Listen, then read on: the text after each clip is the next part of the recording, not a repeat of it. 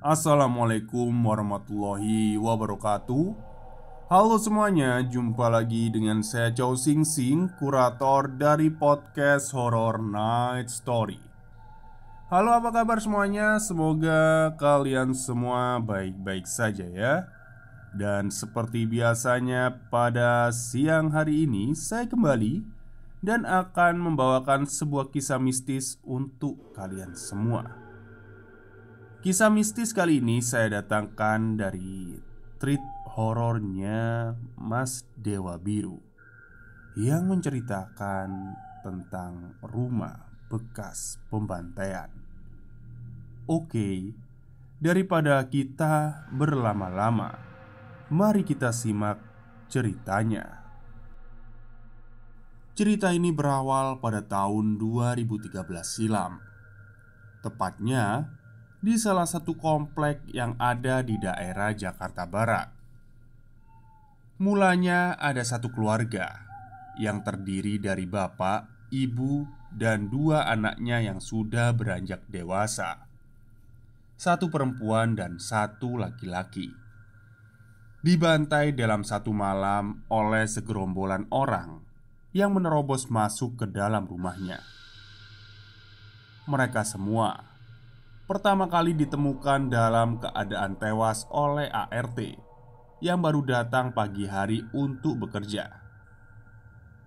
Si ART ini kaget melihat keempat majikannya sudah tewas, bersimbah darah, dan setelah itu ART ini berteriak histeris meminta pertolongan para warga sekitar. Seketika para warga sekitar datang berbondong-bondong memadati rumah tersebut. Tak lama kemudian, ambulan datang dan dibarengi pihak kepolisian yang langsung menyegel dan melakukan olah TKP di tempat itu. Belum diketahui motif apa yang menyebabkan satu keluarga itu dibantai. Yang jelas, setelah kejadian malam itu, kondisi di sekitar rumah korban jadi mencekam. Kini, rumah tersebut sudah tidak berpenghuni alias kosong. Dengan kondisi barang-barang masih di dalam dan pagar di rantai besi, serta dikelilingi garis polisi. 2 hari berlalu. Ketika malam hari, ada tukang nasi goreng yang berhenti tepat di depan rumah itu dan nampak seperti sedang menyiapkan pesanan. Lalu ditegur oleh security yang jaga malam di komplek itu. Security itu bertanya, "Mas, siapa yang pesan?" Dengan santai, tukang nasi goreng itu menunjuk rumah di belakangnya, yang tak lain rumah bekas TKP pembantaian sebelumnya. "Itu pak, ibu yang ada di rumah itu," kata si tukang nasi goreng. Security itu pun bingung dan bilang, "Hah? Rumah ini kosong pak, gak lihat itu ada garis polisi." Seketika tukang nasi goreng terdiam. Lalu dia bilang ke security, "Ah, masa sih pak? Tadi ada ibu-ibu dari dalam pesen nasi goreng 3. Yang 2 pedes, yang satu enggak." Security itu kembali meyakinkan, "Mana ada pak, rumah ini udah 2 hari kosong. Penghuninya meninggal semua gara-gara dibunuh sama orang gak dikenal." Kemudian tukang nasi goreng itu pun mulai merinding ketakutan dan langsung pamit pulang.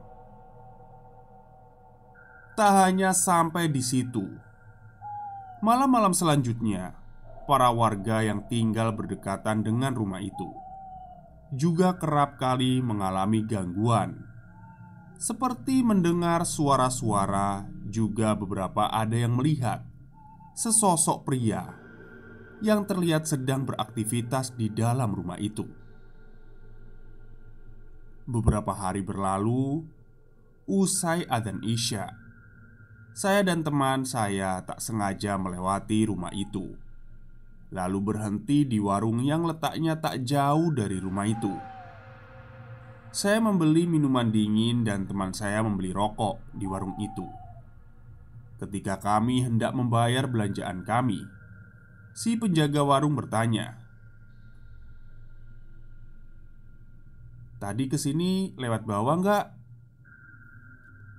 Saya jawab, "Iya pak, lewat. Kenapa? Bukannya di bawah lagi rame ya? Ada tahlilan kalau nggak salah. Saya mau lewat, nggak jadi." Saya dan teman saya bingung.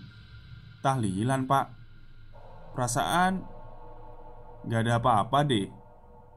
Kita lewat tadi sepi-sepi aja pak." Teman saya menjawab, "Iya pak, kosong, gelap di bawah." Si penjaga warung nampak tak percaya. Dia bilang, "Ah, masa sih? Tadi rame kok, banyak orang pada tahlilan." Lalu dia memutuskan untuk keluar dari warungnya dan melihat dari jauh ke arah rumah itu, diikuti kami berdua.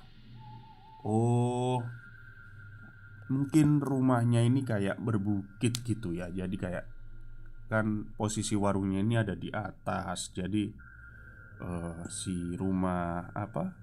Rumah korban, rumah pembantaian ini ada di bawah gitu. Jadi kayak, ya udah ngomongnya lewat bawah gitu ya.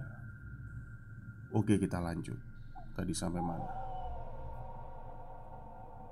Kemudian si penjaga warung itu bilang, "Loh, iya ya, kok sepi? Tapi beneran loh, tadi waktu saya mau turun ngeliat banyak orang tahlilan. Jadinya ya saya puter balik." Mendengar hal itu, saya dan teman saya jadi semakin bingung. Kemudian saya berangsur pergi dari warung si bapak dan kembali melewati rumah tersebut untuk memastikan. Ternyata yang kami lihat memang benar-benar sepi. Entahlah benar atau tidaknya ucapan si penjaga warung itu, masih menjadi pertanyaan sampai sekarang. Pernah juga ada kejadian maghrib-maghrib usai saya main bola dengan teman sebaya saya. Pulangnya kami lewat rumah itu, dan di depan rumah itu ada tukang roti yang sepertinya kebingungan. Akhirnya spontan saya dan teman-teman menghampiri dan bertanya, "Kenapa bang?" Si tukang roti menjawab, "Tadi saya berhenti di sana," katanya menunjuk sebelah rumah itu. "Bapak yang rumah di sana beli roti. Ya udah saya ambilkan roti yang diminta si bapak. Tapi pas saya balik lagi, sepeda saya udah nggak ada. Terus saya bingung, nanya ke si bapak yang beli tadi. Kata si bapak, dia juga nggak tahu, karena dia di dalam rumah sedangkan sepeda saya parkir di sebelah rumahnya. Ya udah saya cari-cari nggak ketemu. Tiba-tiba ada mas-mas nyamperin saya, ngasih tahu kalau sepeda saya ada di dalam rumah itu." Maksudnya rumah bekas pembunuhan itu ya. Dan saya langsung lihat, ternyata memang benar ada. Saya bingung, kok bisa sepeda saya ada di dalam rumah itu? Siapa yang mindahin ya? Baru aja saya mau nanyain mas-mas yang ngasih tahu kalau sepeda saya ada di dalam. Saya nengok, orangnya udah nggak ada. Terus saya bingung ngeluarinnya gimana. Sedangkan pagar rumahnya kan dirantai.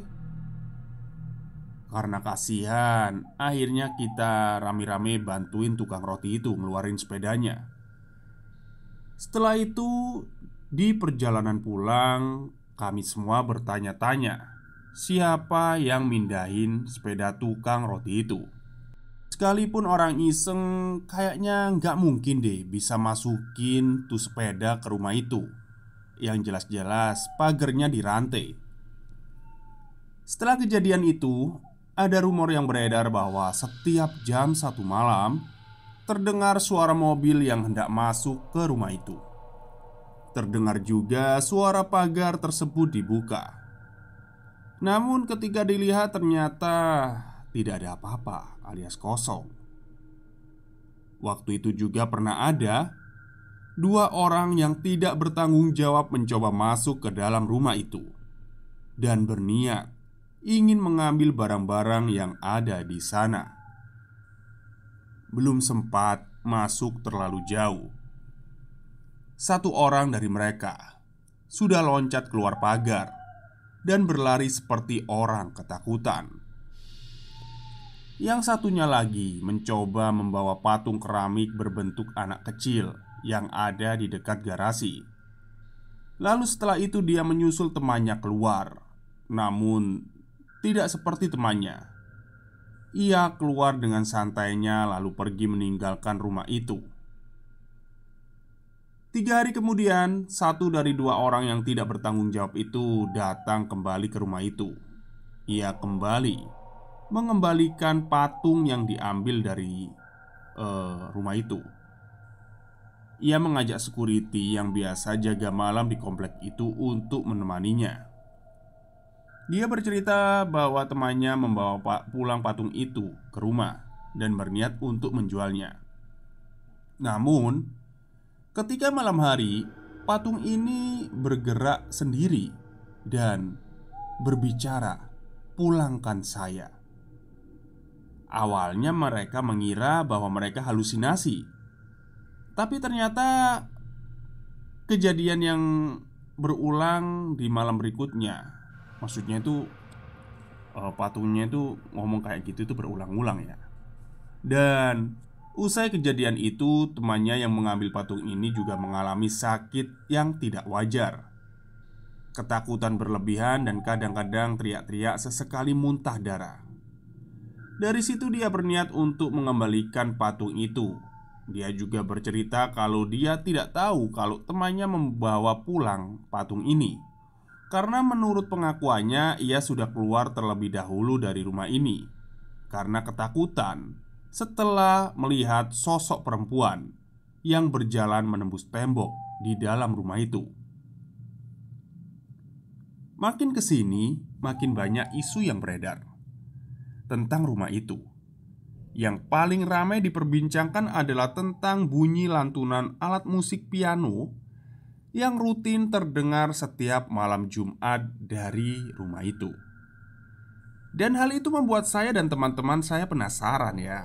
Akhirnya saya memutuskan untuk mencari kebenaran tentang isu tersebut.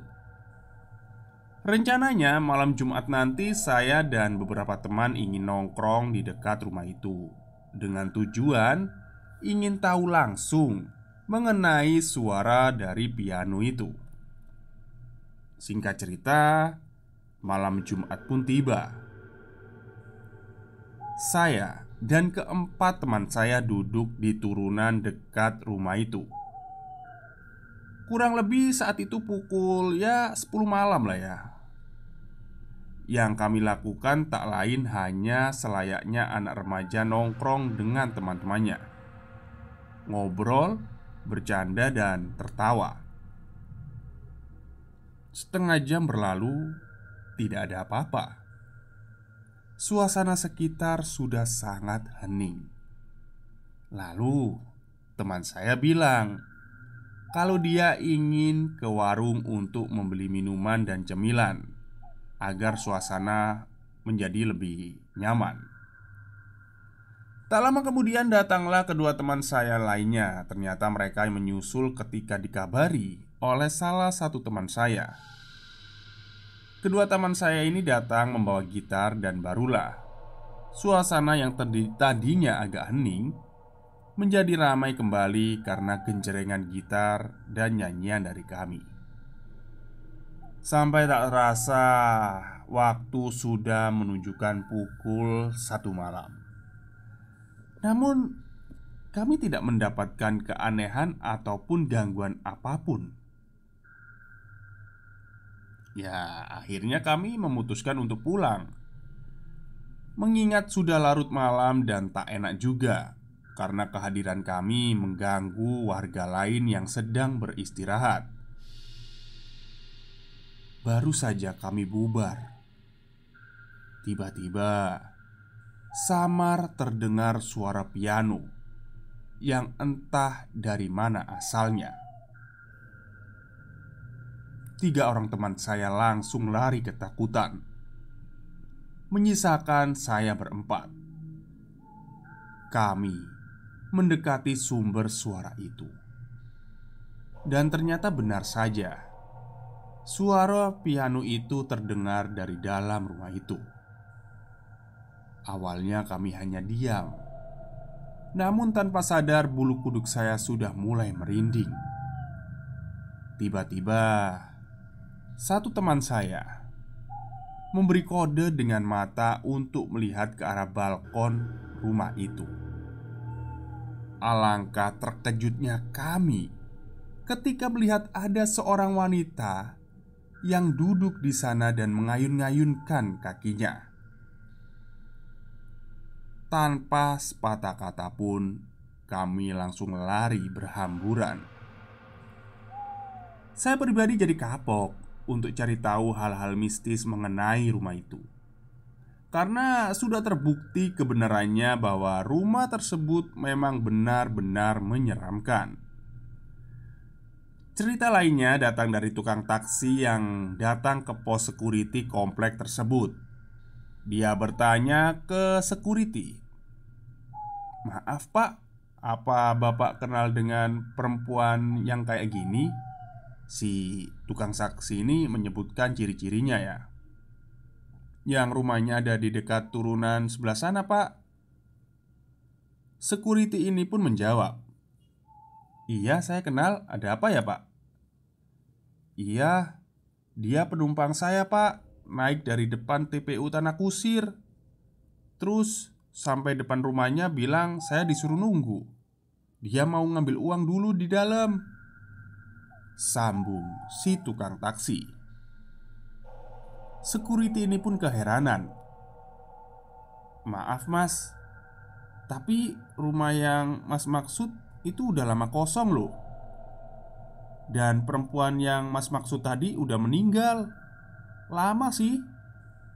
Nah, tukang taksi pun seakan gak percaya. "Ah, masa sih pak? Dia tadi naik taksi saya, terus turun di rumah yang itu. Orangnya pakai gaun putih. Yang bapak maksud beda orang kali sama penumpang saya," kata tukang taksi itu ngeyel. Security itu pun mencoba meyakinkan, "Beneran pas, orang yang mas maksud sudah lama meninggal. Namanya Mbak X. Dia anak dari pemilik rumah itu. Dia bersama keluarganya dibunuh, dibantai sama orang gak dikenal. Kalau masnya gak percaya, boleh saya temenin lihat rumahnya." Tukang taksi itu pun mengiyakan dan kemudian menuju rumah tersebut ditemani oleh security. Sampai di sana, mereka keluar dari taksi dan berdiri di depan rumah itu. Security itu pun berkata, "Coba mas lihat, kosong kan rumahnya? Mana ada perempuan bisa masuk ke sini? Orang pagernya aja dirantai." Supir taksi itu pun mulai pucat, bingung, dan masih tak percaya dengan apa yang sudah dialaminya. Lalu security mengajak supir taksi itu kembali ke pos guna untuk menenangkannya. Sampai di pos, supir taksi itu diberi minum lalu dinasehati, "Sekarang masnya mending pulang karena sudah malam." Supir taksi itu pun bilang, "Tapi pak, gimana sama argo taksi saya? Lumayan pak, 43.000. Dengan muka pucat dan keringat dingin, security itu pun bilang, "Udah mas, anggap aja masnya sedekah. Siapa tahu nanti diganti yang lebih. Sekarang kita mau nagih ke siapa mas? Orang yang mas maksud juga udah meninggal, nggak ada." 2 tahun berlalu. Tepatnya di tahun 2015, rumah itu pun dibeli oleh pengusaha dan hendak dijadikan kantor. Tapi, mengingat rumah itu terkenal dengan berbagai kisah mistisnya, akhirnya sang pembeli rumah tersebut memanggil beberapa orang yang ahli spiritual guna untuk membersihkan rumah itu dari gangguan-gangguan serta energi negatif yang ada di dalamnya. Baru setelah itu, bangunan tersebut diratakan oleh tanah. Setelah bangunan itu diratakan oleh tanah, sempat ada jeda sekitar 1 minggu sebelum dimulainya proses mendirikan bangunan baru di sana. Ada satu kejanggalan dan hampir semua orang yang lewat pun merasakannya, yaitu bau amis darah yang menyengat selama beberapa hari dari bekas bangunan. Bau amis darah itu mulai hilang ketika puing-puing bekas bangunan lama itu dibersihkan dan digantikan oleh rumah singgah para kuli yang melakukan kerja proyek pembangunan kantor baru di sana. Nah, konon katanya, selama proses pembangunan kantor, kuli-kuli yang bekerja kerap kali mengalami kejanggalan, seperti mendengar suara-suara aneh, terus alat serta mesin bangunan yang menyala dan bergerak sendiri, hingga ada beberapa sosok menyeramkan yang nampak di sana. Bahkan yang lebih parahnya lagi, salah satu dari mereka sempat ada yang meninggal akibat jatuh dari lantai atas bangunan yang baru setengah jadi. Sempat dianggap itu adalah kecelakaan kerja ya. Tapi salah seorang kuli bersaksi bahwa temannya yang jatuh meninggal itu sempat bilang kalau dia melihat sesosok perempuan dengan paras cantik ada di lantai bawah. Tak lama kemudian barulah terdengar suara keras yang ternyata temannya itu sudah jatuh dan terbaring di lantai bawah. Setelah mendengar pengakuan dari salah seorang kuli itu, semua orang beranggapan kalau kuli yang meninggal itu adalah tumbal yang diminta oleh si penunggu untuk proyek itu. Setelah kejadian itu, semua aktivitas proyek diberhentikan kurang lebih 1 bulan untuk menetralisir kembali semua energi negatif yang ada di sana. Singkat cerita, proyek pembangunan kantor itu telah selesai dikerjakan. Kini tak ada lagi rumah angker yang kita kenal bekas pembantaian itu. Digantikan oleh kantor dengan bangunan baru dan modern, sehingga suasana di sana tidak lagi semenyeramkan sebelumnya. Oke, mungkin sampai di sini dulu cerita mengenai rumah bekas pembantaian itu. Sebenarnya masih banyak kejadian-kejadian menyeramkan yang belum tertulis. Itu semua berdasarkan pengalaman orang-orang yang pernah mengalami kejadian janggal di rumah itu. Terima kasih buat yang sudah membaca dan mampir di treat ini. Saya selaku penulis, mohon maaf apabila ada kesalahan kata dalam penulisan cerita. Akhir cerita saya pamit. Sampai jumpa di kesempatan berikutnya. Oke, itulah cerita panjang ya dari Mas Dewa Biru yang menceritakan tentang rumah bekas pembantaian. Jadi masih menjadi sebuah misteri ya, mengapa satu keluarga itu dibantai oleh seorang yang tidak dikenal. Kalau dibilang perampokan, harusnya di dalam cerita bisa disebutkan kan barang-barang yang hilang atau apa. Tapi ini tidak jelas ya, motif dari pembantai itu apa. Apa mungkin si pembantai ini orang yang psikopat atau gimana ya, saya nggak tahu. Atau mungkin punya dendam sama keluarga ini. Ya, saya tidak mau banyak berspekulasi lah. Tapi konon katanya ya, kalau ini kan ada di bagian terakhir tadi ya, supir taksi yang tidak dibayar ketika dinaiki oleh sosok hantu itu tadi ya. Biasanya kalau setelah mengalami kejadian itu, orderan itu rame loh. Ini karena teman saya mengalaminya. Jadi teman saya ini ojek online, pernah goncengin laki-laki, tapi ya goncengin laki-laki, dan ternyata laki-laki itu laki-laki jadi-jadian. Jadi kayak ya hantu lah ya intinya ya. Dibayar, tapi ketika dicek dibayar 100.000, ketika dicek di warung kopi uangnya itu nggak ada, padahal kan dimasukkan ke dalam tas. Nah, setelah kejadian itu, satu hari lah ya setelah kejadian itu, teman saya ngopi lah di dekat eh, rumah si si ini tadi, yang apa, penumpangnya tadi, mantan penumpangnya tadi. Terus tanya-tanya gitu kan ya, ya ngobrol lah sama tukang warungnya gitu kan. Saya pernah pak nganterin ini orang ini, itu rumahnya pak itu kan. Terus ketika ngobrol ternyata ya singkat cerita, si bapak yang dimaksud teman saya ini tadi ternyata udah lama meninggal, udah sekitar 2 minggu gitu.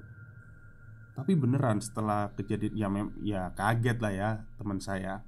Tapi beneran setelah kejadian itu, orderan itu masuk terus, rame terus.